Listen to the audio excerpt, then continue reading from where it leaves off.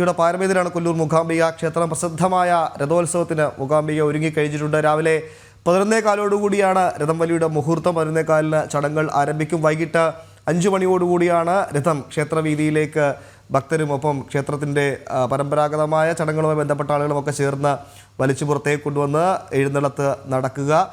അരുൺ കൊടുങ്ങൂര് വിവരങ്ങളുമായി ചേരുന്നുണ്ട് മൂകാംബിക ക്ഷേത്രത്തിൽ നിന്ന്. അരുൺ കൊടുങ്ങൂരിനോടൊപ്പം ചില അതിഥികളുമൊക്കെ ചേരുന്നുണ്ട് എന്നാണ് മനസ്സിലാക്കുന്നത്. അരുൺ, ഭക്തിയുടെ പാരമ്യതയിലാണ് കൊല്ലൂർ മൂകാംബിക ക്ഷേത്രം. കൊല്ലൂരിനെ സംബന്ധിച്ച് ഏറ്റവും പ്രധാനപ്പെട്ട ചടങ്ങുകളിൽ, അല്ലെ അവിടുത്തെ ഏറ്റവും വിശേഷപ്പെട്ട ദിവസങ്ങളിൽ ഒന്ന് എടുത്തു പറഞ്ഞാൽ അത് രഥോത്സവമാണ്. ദേവി പുറത്തേക്ക് എഴുന്നള്ളുന്നത് കാണാൻ ആയിരക്കണക്കിന് ആളുകൾ അങ്ങനെ കാത്തിരിക്കണം. എന്തൊക്കെയാണ് കൊല്ലൂരിലെ വിശേഷങ്ങൾ അരുൺ?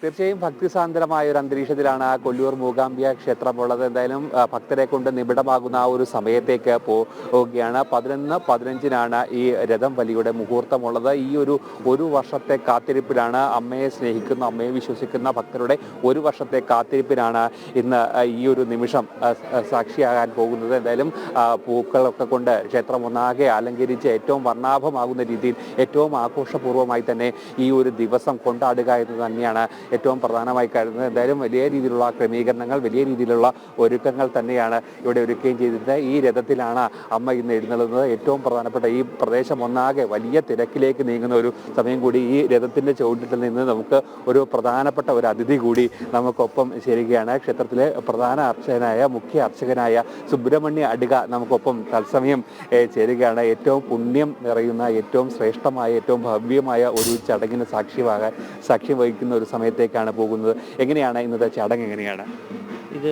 ഇപ്പോൾ രാവിലെ ഉഷഫ് പൂജ കഴിഞ്ഞിട്ട് ഉഷഫ് പൂജയുടെ ശേഷം ഉച്ചപൂജ തുടങ്ങും.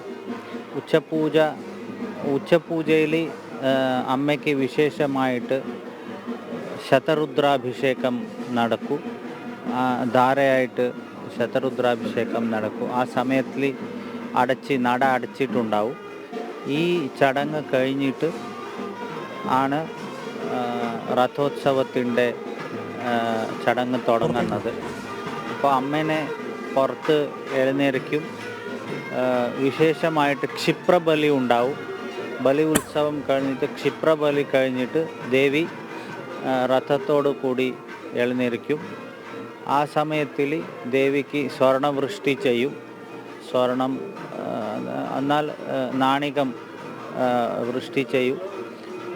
അതിൻ്റെ ശേഷം തേങ്ങ ഉടഞ്ഞിട്ട് ദേവിനെ എഴുന്നേൽക്കും.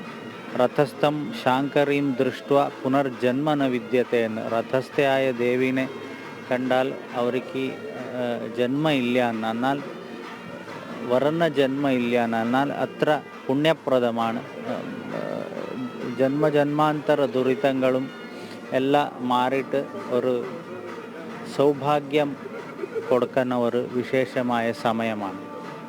പൂർവ്വജന്മ പുണ്യമായി തന്നെയാണ് ഈ ഒരു നിമിഷത്തെ കാണുന്നത്. അതോടൊപ്പം തന്നെ ഈ രഥത്തിൽ നിന്നും വർഷിക്കുന്ന ആ നാണയത്തൊട്ടുകൾ അത് ലഭിക്കുകയാണെങ്കിൽ ജീവിതത്തിൽ അമൂല്യമായി ഈ തന്നെ കാണുന്ന ആ ഒരു നിധിയായി തന്നെയല്ലേ? തീർച്ചയായിട്ടും അതൊരു അമ്മയ്ക്ക് സമർപ്പിച്ചിട്ട് ഇറക്കുന്ന ഒരു ഇതാണ്. അതൊരു ഭാഗ്യമുള്ള ആൾക്ക് കിട്ടുമെന്ന് പറയുന്നത്.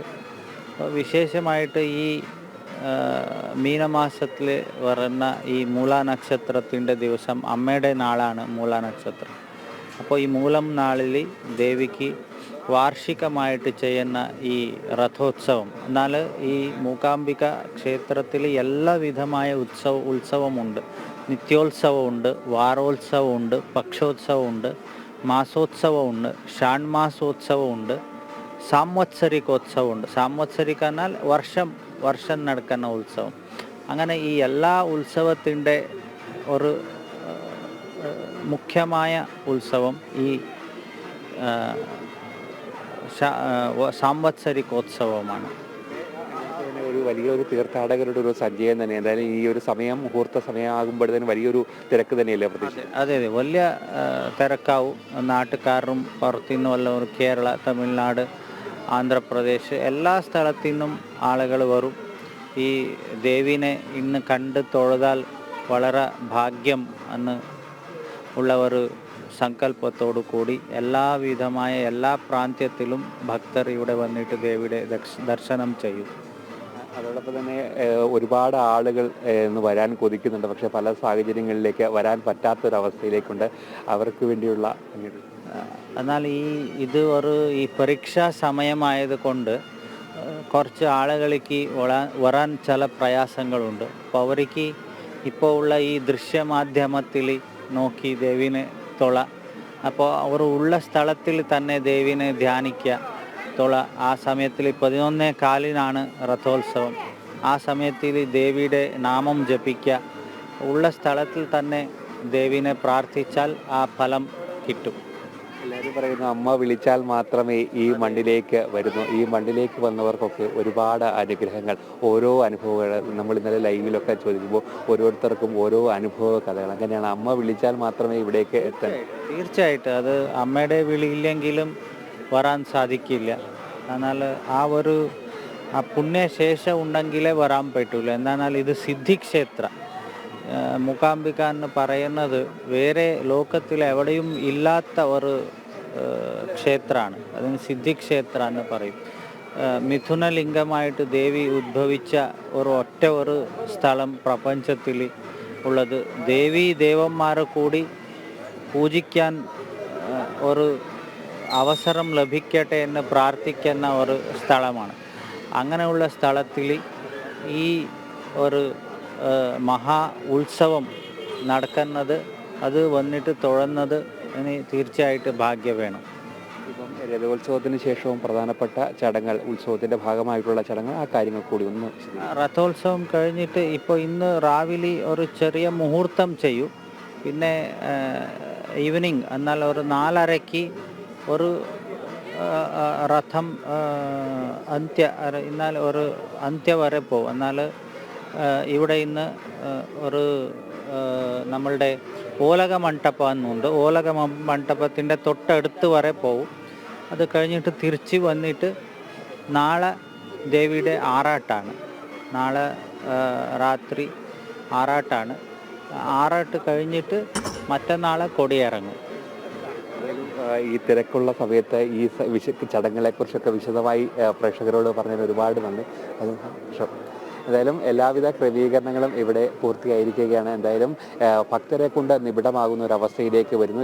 ഇവിടെ നിന്നുമാണ് രഥത്തിൻ്റെ ആ ഒരു മുഹൂർത്ത സമയത്തേക്ക് എത്തുന്ന സമയത്ത് വലിയ രീതിയിലുള്ള ഒരു ഭക്തജന പ്രവാഹം ഈ ക്ഷേത്ര സന്നിധിയിലേക്ക് ഉണ്ടാകും. എന്തായാലും അതിനനുസരിച്ചുള്ള ഒരു ക്രമീകരണങ്ങൾ, തിരക്ക് നിയന്ത്രിക്കുന്നതിനടക്കമുള്ള കൃത്യമായ ക്രമീകരണങ്ങളൊക്കെ തന്നെ ഒരുക്കിക്കൊണ്ട് ക്ഷേത്രം അധികൃതരും അതോടൊപ്പം തന്നെ സംസ്ഥാന സർക്കാരുമെല്ലാം തന്നെ വിപുലമായ ഒരുക്കങ്ങളൊക്കെ തന്നെ പൂർത്തീകരിക്കുക. എന്തായാലും എല്ലാവരും ആ ഒരു നിമിഷത്തിനായുള്ള ഒരു കാത്തിരിപ്പ്. നേരത്തെ അദ്ദേഹം പറഞ്ഞ പോലെ തന്നെ പൂർവ്വജന്മ സുഹൃതമാണ് ഇന്ന് ഈ നിമിഷം ഇവിടെ നിൽക്കാൻ കഴിയുക എന്നത് ജീവിതത്തിലെ ഏറ്റവും പ്രധാനപ്പെട്ട ഒരു നിമിഷമായി തന്നെ കണക്കാക്കേണ്ടി വരും. അതുകൊണ്ട് തന്നെ ഒരുപാട് ഭക്തർ, മലയാളികളടക്കമുള്ള ഒരുപാട് ഭക്തർ ഈ ഒരു ദിവസത്തേക്ക്, ഈ ഒരു മണ്ണിലേക്ക് ഒഴുകിയെത്തുകയാണ് ഉമേഷ്.